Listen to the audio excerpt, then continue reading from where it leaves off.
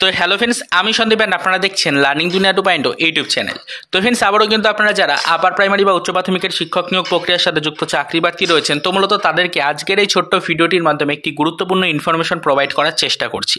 দেখুন, আপনারা কিন্তু ইতিপূর্বে দেখেছেন বা জানেন যে আপনাদের এই রিক্রুটমেন্টের কিন্তু একদম ম্যাট কেসের যে জাজমেন্ট রয়েছে, সেই জাজমেন্ট আসার পরবর্তী মুহূর্তে গিয়েই কিন্তু ফ্রেন্ডস আপনাদের জয়েনিং করানো হবে। তো জয়েনিং সম্পূর্ণ হওয়ার সময় আপনাদের কিন্তু অবশ্যই রিজার্ভেশন পলিসিটার উপরে কিছুটা হলো জোর দেওয়া হবে এবং অবশ্যই ওবিসি সার্টিফিকেট সম্পর্কিত যে একটা মামলা আপাতত চলছে রাজ্যের ওপরে, রাজ্যের একটা ওবিসি সার্টিফিকেট সম্পর্কিত ইস্যু যেহেতু রয়েছে, এই ইস্যুটা পরবর্তীতে জয়েনিং করতে গিয়ে কিছুটা হলো সমস্যা ক্রিয়েট করতে পারে। এই নিয়ে ইতিপূর্বে বহুবার আমরা আলোচনা করেছি।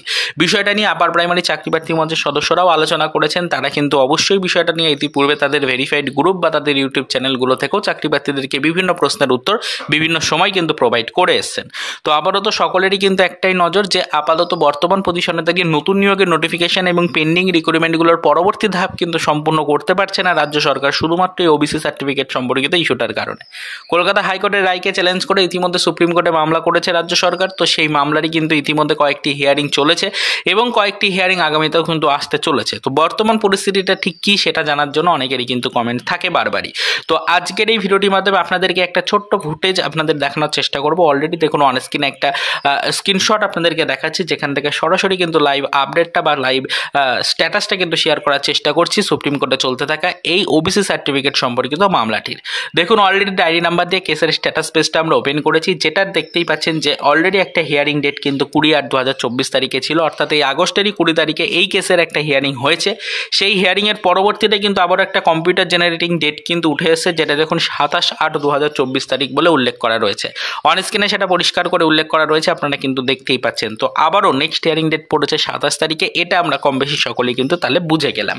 তো আবারও তো বর্তমান পরিস্থিতিটা আপনাদের দেখা অত্যন্ত জরুরি, তার কারণ ম্যাট কেসের হিয়ারিংয়ের উপরে যেরকম আমরা নজর রেখেছিলাম, ঠিক সেরকমভাবে ওবিসি সার্টিফিকেট সম্পর্কিত এই মামলার চলতি হিয়ারিংয়ের উপরেও আমাদের নজরদারি রাখতে হবে। তার কারণ ম্যাট কেসের জাজমেন্ট প্রকাশিত হয়ে যাওয়ার পর যখন জয়েনিংয়ের নির্দেশিকা আসবে, সেই সময় এই ওবিসি সার্টিফিকেট সম্পর্কিত সমস্যাটা কিন্তু ফ্রেন্ডস অনেকটাই ইস্যু হয়ে দাঁড়াতে পারে বলে আশঙ্কা করছেন অনেকেই, এবং আমরাও সেরকমটাই আশঙ্কা করছি বলে বারবার চাকরি প্রার্থীদেরকে বলছি। অবশ্যই কিন্তু আপনারা ওবিসি সার্টিফিকেট সম্পর্কিত মামলাটার উপর একটু নজরদারি রাখুন এবং তার বর্তমান গতিবিধি কি সেই দিকে একটু কিন্তু নজর রাখার চেষ্টা করুন।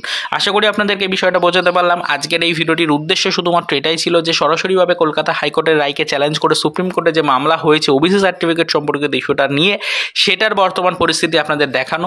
আশা করি সেটা আপনাদেরকে পরিষ্কার আমরা দেখাতে পারলাম। লাইভ স্ট্যাটাস আপনাদের সামনে তুলে ধরলাম, নেক্সট হিয়ারিং ডেট সম্পর্কিত কিছু আপডেট আপনাদেরকে দিলাম। আশা করি আপনারা সকলেই বিষয়টা এবার বুঝতে পারলেন।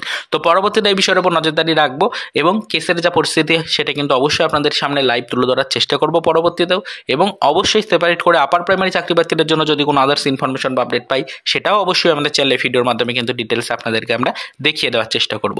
তো আবারও তো এই পর্যন্তই, চলুন দেখা হবে নেক্সট ভিডিওতে পরবর্তীতে আপার প্রাইমারি নিয়োগ প্রক্রিয়া রিলেটেড কিছু আদার্স অফিসিয়াল আপডেটের সাথে।